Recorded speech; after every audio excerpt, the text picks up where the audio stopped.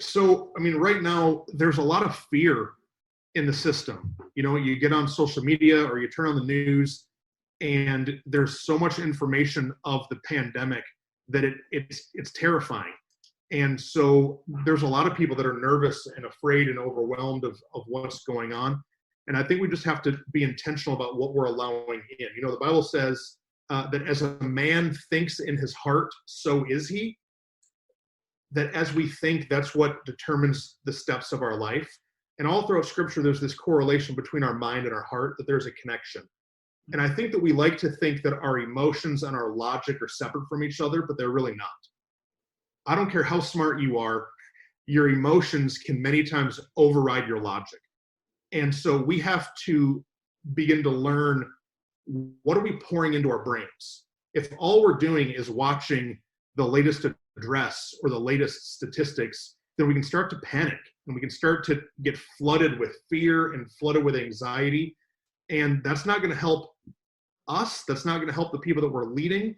And then to really look at it with not our emotional brain, but our logic brain. So when we realize that every year people get sick from the flu, every year there's people that are already kind of teetering on some illnesses, and then new sicknesses come in, that, yeah, this epidemic might be bigger, a little bit more escalated, but I don't think that we need to lose all of our cool, calm, and composure because of this. I mean, people are not turning into zombies. They're not running around and killing thousands of people. That I think that sometimes we can emotionally spool ourselves up and we can start to get out of control. Because we're not guarding the two most important things. The most important things is our mind and our heart. The Bible says that above all else, that's a pretty big deal. Above all else, guard your heart, because everything that we do flows from it. And we can be really intentional about making sure we have enough toilet paper and ground beef in the freezer. But above all else, we've got to guard our emotions. We've got to guard who we are, because out of that flows everything. For me, the way that I love my wife, it flows out of my heart. And so if my heart's not guarded, I can start to be rude even if I don't want to. The way that I love my kids, that flows out of the safety, the protection, the guarding of my heart. And so let's just be intentional in this season to not let too much of the negative stuff come in without putting in some of the more positive things. Well, and that's true. And I know that we spend a lot of time talking about that on the business side of it from the perspective of Napoleon Hill in our mastermind groups, and talking about, whatever you start to think about, if you obsess about something, you actually make it come to fruition. And right. So whatever it is that making sure that and it's okay. I mean, I don't think you can say to people, well, you just shouldn't feel that way. You shouldn't do this, because it is natural. Everybody has that point where they feel that whatever. But you've got to move past it and then go into action to start taking care of whatever. Right. And for me, I don't know everybody faith's foundation, but I'm a pastor, so kind of the medium that I teach out of is the Bible. And the Bible, it says that we have the ability to capture our thoughts, that we need to take some thoughts captive. And so for me, that means that, yeah, Laura, you're right. There's times that I get scared and afraid and overwhelmed, but I have to ask, where is that thought coming from? Is that a positive thought, or is that thing just going to slow me down and be a detriment to me? And so you've got to capture it. You got to say, is this from God? Is this like a positive thing, or is this just solely based in fear? And if thoughts are based in fear, then we need to grab onto those things and say, what's your intent in my mind? Like, what is this thought trying to get me to do? Is it trying to get me to be afraid, to be overwhelmed, to be scared, to be angry? And to just, you don't, we don't have to think about what we're thinking about. That's true. We have control over it. We have control over what we're thinking about. But what happens so many times is the tornado starts in our brain of what ifs. Mm-hmm. And we have all these negative what ifs that start to swirl around, and it creates panic. And I've learned that my what if determines my what is. That what I'm thinking about quickly becomes what I'm experiencing. And so sometimes we just have to put the social media down. We have to turn the news off. We've got to come to some things that center our soul. For me, that's connecting to God. That happens in a lot of different ways. That can happen through reading the Bible. I've been reading through Psalms a lot. King David, the guy who killed Goliath, he wrote the Psalms. And there's Psalms 23, Psalms 91. If you haven't read Psalms 91 and you have a Bible in your house, I'd encourage you to get it and read Psalms 91 before you go to bed tonight. It talks about how God's our shelter, our refuge, that he's our protector. And so there's things that we can do to center ourselves and help calm down. Maybe for you that's listening to music, there's a lot of great worship music that I listen to, but it's not even Christian music. I love Prince. And so sometimes there's nothing like some Purple Rain or some Raspberry Beret that will help me just like decompress a little bit and calm down. And we would just have to be intentional to take a breath in this crazy season that we're in. Okay, so any questions from anybody that they would like to ask? You'll have to unmute yourself. I guess I could unmute all of you at the same time. Maybe. And this is kind of fluid. So, I mean, any questions? You can ask questions Yep. about what's happening or about the Bible or something that I've said, whatever. I'd love to just be a resource and talk about it.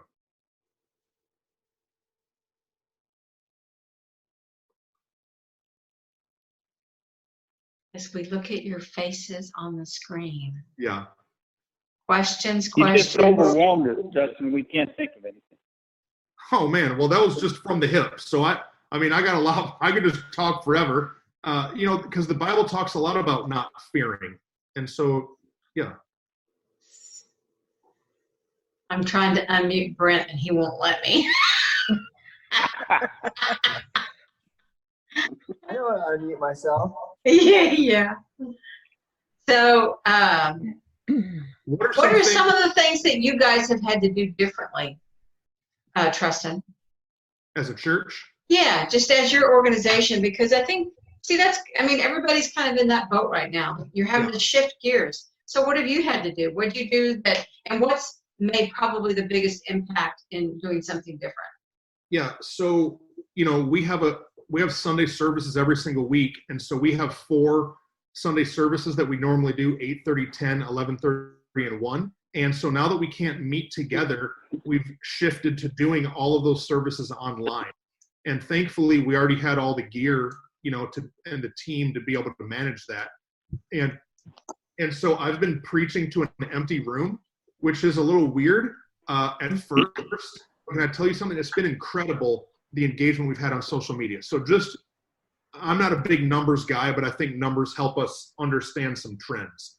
And so on a normal Sunday, we'll have about 1,000 people that attend Living Church in person. And then every single week, we have about another 1,000 people that are watching online. Either they're on vacation, they live in another state, but yet they're connected to our ministry. And so my kind of assumption was that, okay, I'm going to be preaching to an empty room, but in my mind, I'm telling myself there's 2,000 people watching on the internet. Can I tell you that the first week we did it, we had over 5,000. And this week we had almost 7,000 people watching our services just online. And so, the Bible says that what the enemy means for evil, God will turn for his good. And so this illness is not from God. This is not God punishing people. This is not God being mad at people. We live in a sinful world. We live in a fallen society. And so because of that, sickness exists. But God's going to take this negative thing and he's going to be able to turn it. God's the best at taking lemons and making lemonade. And so I believe that for us, though our attendance, we have 0 people attending on Sundays in the building. But I believe that once everything normalizes and people start coming back to church, that we're going to see an uptick of new people that are coming in and connected and get involved with the ministry. And so I think that there's a guy in our church who owns a gym, like a workout, exercise gym. He's super successful.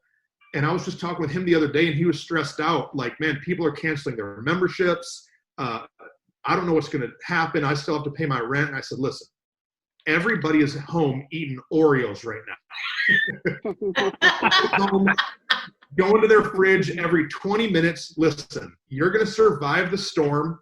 And after that, everybody needs to come to the gym. And then it's going to be January all over again.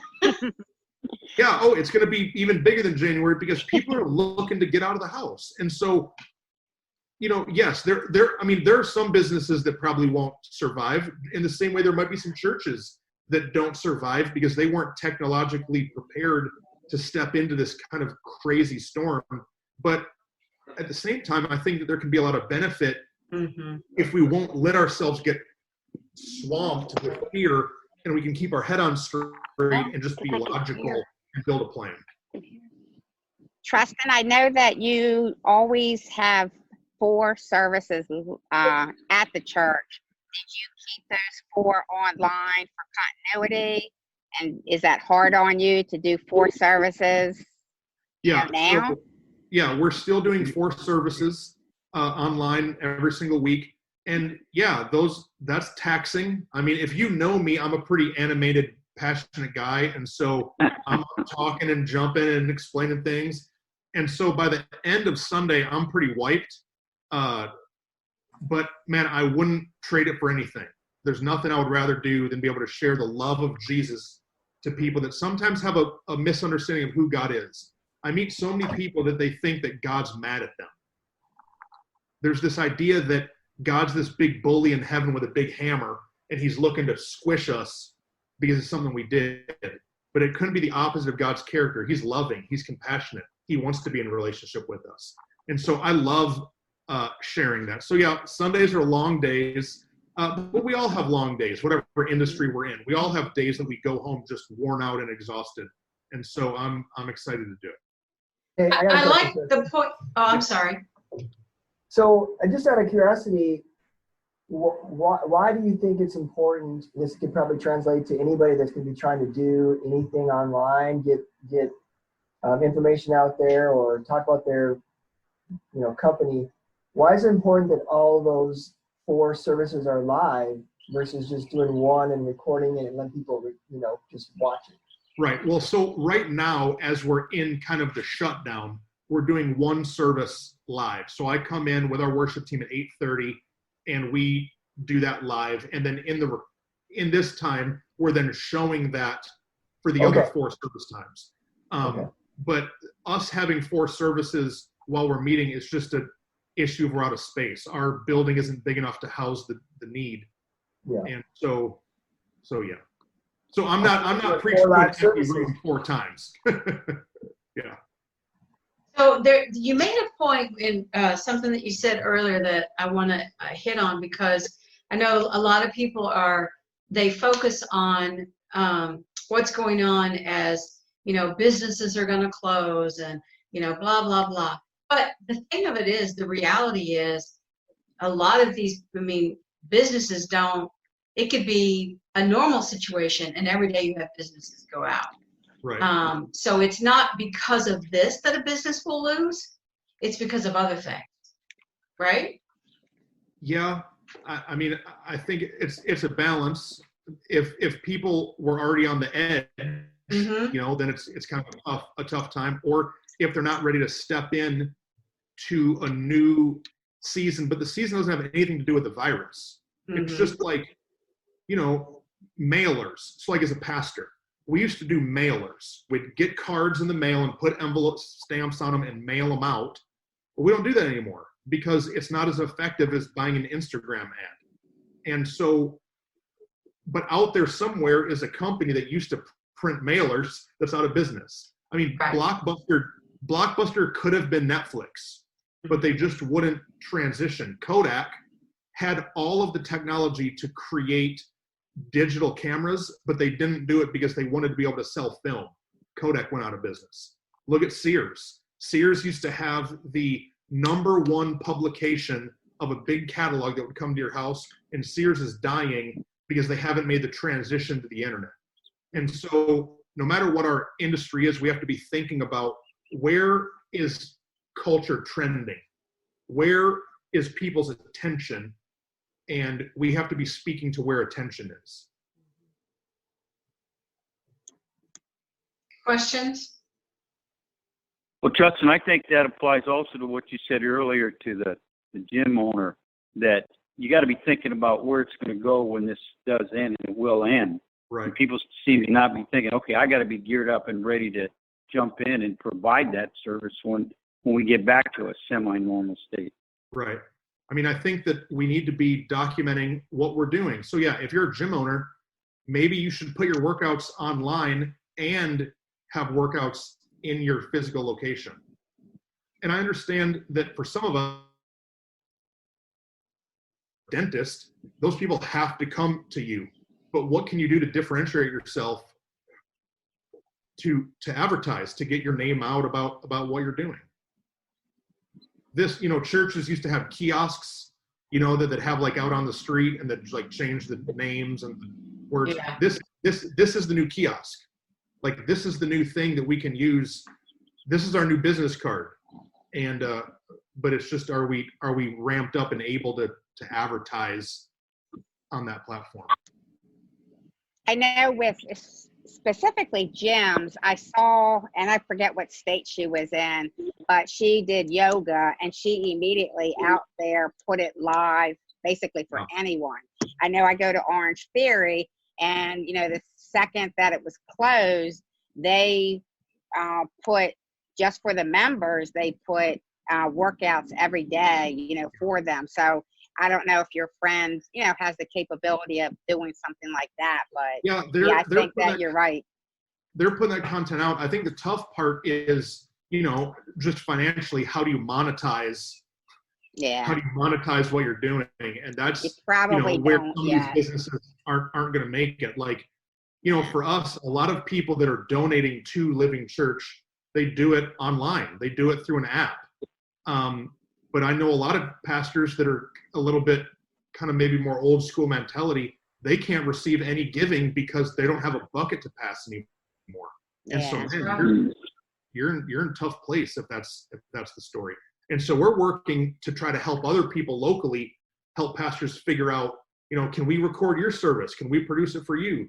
Just to try to be a blessing to them. Mm-hmm. What else, Lori? I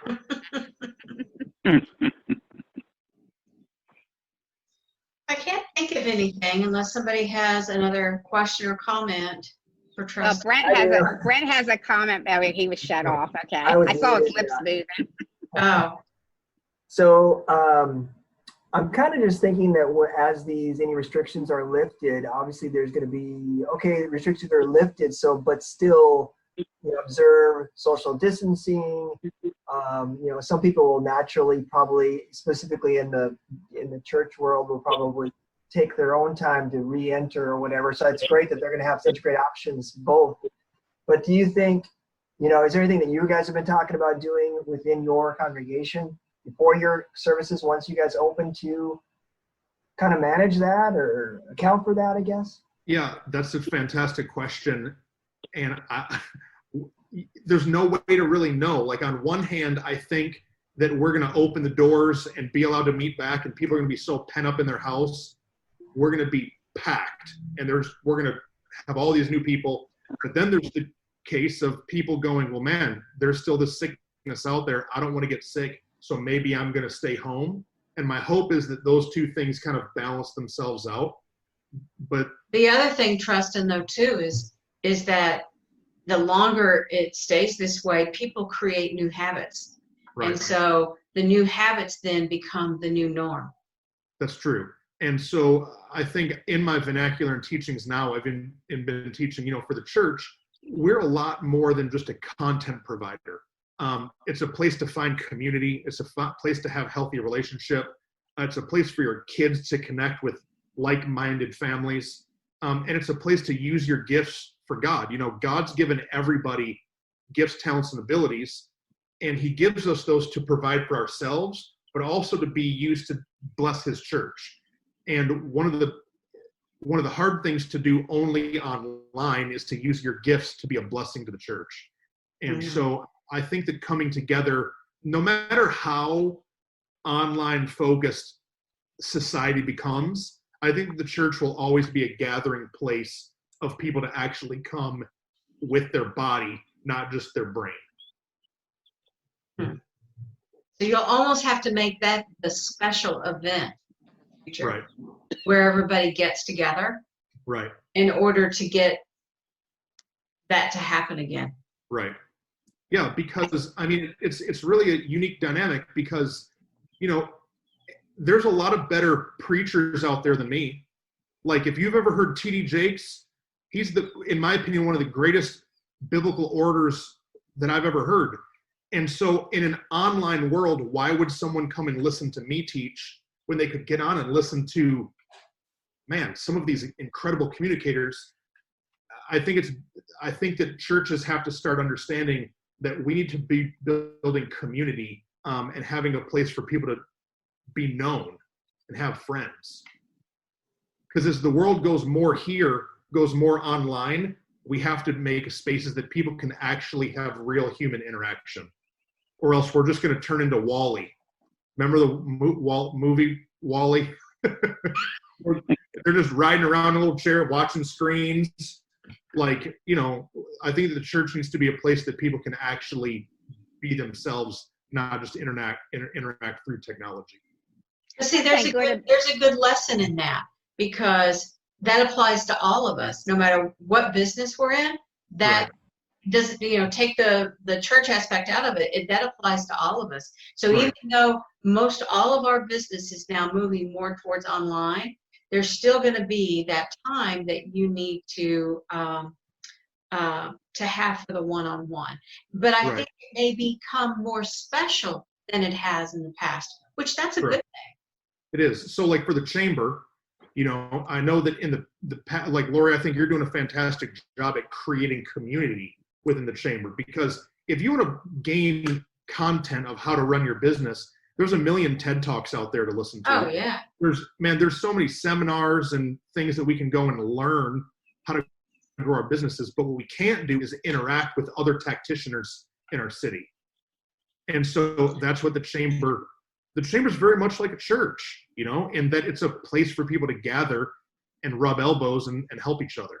Mm-hmm. I think one thing though, churches are kind of similar with gyms. You know, it has to fit the person. So, you know, T.D. Jakes is not for the quiet and meek in general. You know, they might want something a little bit more traditional, just like Club Pilates is different than the Y versus Orange Theory. But I think one thing, like say mortgage with Brent sitting there and the chamber, we basically do the basic things that all chambers do. He does the basic things that mortgage companies do. And I think that's where, you know, we have to differentiate with our customer service. Lori with all her innovative ideas and all her educational things. Not all chambers do that, you know. And I know for certain, you know, not all people, mortgage people, are as out there as Brent is. So, you know, I think that's important. Yeah, it's important to understand how you do what you do. Right.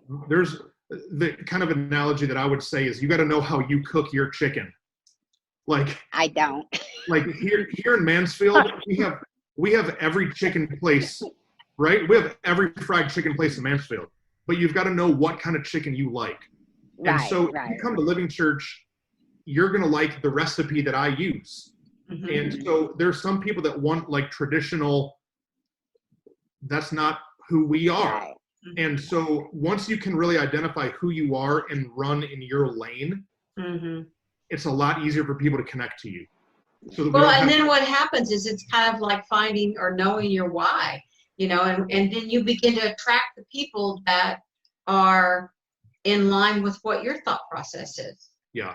You know, one of the amazing things that's been happening though over just the past couple of weeks is we've been getting messages of people who have said, you know, they've been watching online and they said, I used to be, or, you know, I grew up in a traditional type of church and I never thought I would like this, but then they're actually listening to what we're teaching, and God's changing their life. Just because I'm not in a suit jacket doesn't mean the truth isn't being conveyed. Just because we don't have an organ on stage doesn't mean that it's not biblical truth.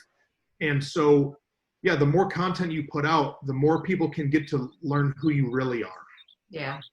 Because one of the biggest things we all face is preconceived ideas, right? Like if someone lived in another city and they were connected to a chamber of commerce there, they just assume that our Mansfield chamber is the same. If they went to a chiropractor in another city and then they come to hear about a chiropractor, they just associate it with what they've experienced. And in the church world, a lot of times people will say, oh, I used to go to church, or I went to church. And I'm like, yeah, but you don't know how I cook my chicken. you know, we do it a little bit different. Yeah, for Brent, I know that Brent does things different. So, but we can all run into people having these preconceived ideas. Mm-hmm. So if the chamber is like a church, are we going to have to start referring to Lori as Reverend Lori? Reverend Bishop. I think it would be or apostle. That sounds a little sacrilegious there, Bill. Yeah, especially with my name after it. Yeah, and that's my Catholic upbringing telling me that. Yeah. Well, like for Kathleen, if I could use you as an example, Kathleen attends Living Church, but growing up in a Catholic 50 years, church, 50 years, very, very different presentation, but still ministry that is able to minister to her. Well, oh, you mean you? Because I was going to say everything that I do, I'm going to hell. So I'm, previously. Oh, I shouldn't have said that. This is being recorded. Sorry, Lori. That's okay. Let me see if she's I'm going to have to edit. I'm sorry. Let me sit there and be quiet. Lori, don't you have a clicker that was a 5-second release for Kathleen? Yeah, I know it. I can mute her. I'll behave. Anything else for Truston? I hope this is okay. I didn't have like a long thing prepared. Lori just said we're going to do some Q&A. Yeah, we just wanted to chat. That's what we're doing. That's what we've been doing, is just getting together and having a conversation. So. I would love to ask everybody here a question, if I can. Okay. What do you guys think that a church could do to be more inviting or attractional to people that would say, oh, I don't go to church? To people that have a negative stigma about a church, what are some things that you think that I could do to help people see, no, this is not your grandma's church. This is kind of you would be welcomed here. This is a short answer, but I know you guys do things in the community, service related. Maybe possibly the next time you do something like that, there's a lot of people that have a heart for that don't actually go to church. But maybe if the push was even bigger in the community to get those kind of people to join in with y'all, and then they see that y'all are church people, and it's like, maybe I think I might need to go. Yeah. Check you out. No, that's a great idea. And probably you should grab that opportunity right after this is all over and done with, while people's hearts are still open. Well, we do a couple service days and opportunities throughout the year, but no, that's a good, make it broader than just in-house. Yeah, we all have things that we're having to explain internally and externally. And so that's one of the things we do internally. So maybe we push it outside the walls too and engage other people. Yeah, because I think that if people know that there's not a commitment yet, but they have a heart to serve, and so many people we've seen that they do, especially now, that might be just a teensy little icebreaker for them,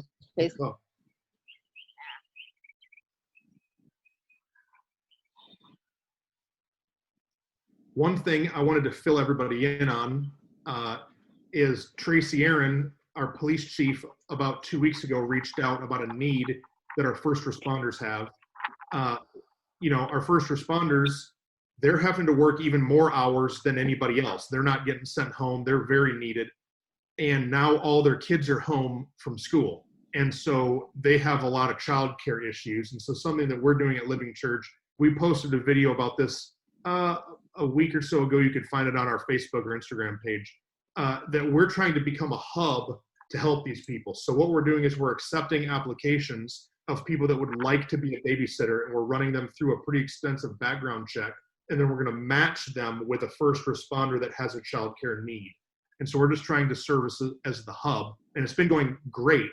So if you guys know anybody who is a police officer, firefighter, EMT, or hospital worker that has a childcare need, have them reach out. What's the email? The email is childcare@livingchurch.com. And so that's all on the website and all the things. And so it's like I joked in the video, it's like a dating app for babysitting, that we're just trying to connect people that can watch kids and went through a background check with families that need help in childcare. And it's just a little thing that we can help do in this pandemic to help take care of the people that are taking care of us. Can you get background checks? Volunteer? No. Well, if they wanted to volunteer, they could. But you see, the other issue is we've got a lot of waiters and waitresses that are out of work. We have a lot of college-age students that got sent home from college that need to make money. And so it's really a connection of two needs.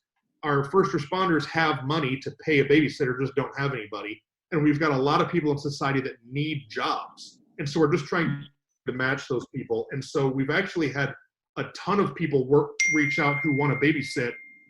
And now we're just looking for more first responders that they could serve. So is the chief, is he able to expedite background checks? We're doing, and we're paying for all the background checks. So to be a kids worker here at Living Church, we already background checked everybody, or all of our workers, and so we're running them through that same system. It costs us about $26 per person that we pay for them to get a real, diligent background check before we ever send somebody into their home. And then the police department or fire department, whoever, they're background checking their officers to make sure that it's going to be safe for both parties. But there's been a lot of administrative work, but that's the kind of thing that was like, okay, if I have to send my staff home that they can't work, we've got some super administratively gifted people. Let me give them a job. And so now we had an army of teachers up here that are off, that are helping coordinate and administrate all this stuff to help make these connections happen. And it's a gift to our city. Good for you guys. Thank you. It's fun. Might as well. I'd rather be doing this than sitting home watching Netflix. Well, reruns of every athletic event ever played. Yeah, that's true. Okay, I was just going to tell anything? you, I anything was just else going for to him? tell you that I have seen you twice, and I'm one of those, I'm not a church person, and I've seen Okay. you twice in the last 5 days, so whatever you're doing is totally working. Good. And Truston, I'm very, very good friends with Sonia, and I'd like to think I'm just leading by example. Okay. All right. Whoa. Yeah, Now that's scary right there. Oops. well, Sonia, would love for you to just come. Once we open the doors back up, would love for you to come visit or jump on and watch one of our messages this Sunday at one of our 4 service options. I'll see what I can do about that. And hey, And more. if it's lame, just turn it off. Whatever it is, it won't be boring, right? Yeah, it won't be boring. I'll check it out, sure. Okay, great. Okay, Well, any final thoughts, anything else before we let everybody go? Yeah. No matter what you believe, you got to know that God loves you and that he's with you and that he's for you, that he's positive being, not a negative one. And I'd encourage you in this season while you're home, if you've got a Bible, pick it up and open it. If you don't have a Bible, download the app. Maybe start reading in the book of John, one of the disciples of Jesus. He just tells the story of who Jesus is. I know the Bible can be a little overwhelming sometimes with so many books and chapters and numbers, but just open to the book of John or read through Proverbs. Proverbs is a book of wisdom, and man, you cannot go wrong reading through Proverbs. So just let's be feeding ourselves some things that are positive instead of feasting on all these things that are so negative. Very good. Great. Thank you so much, Truston. We appreciate Thanks, you Lori.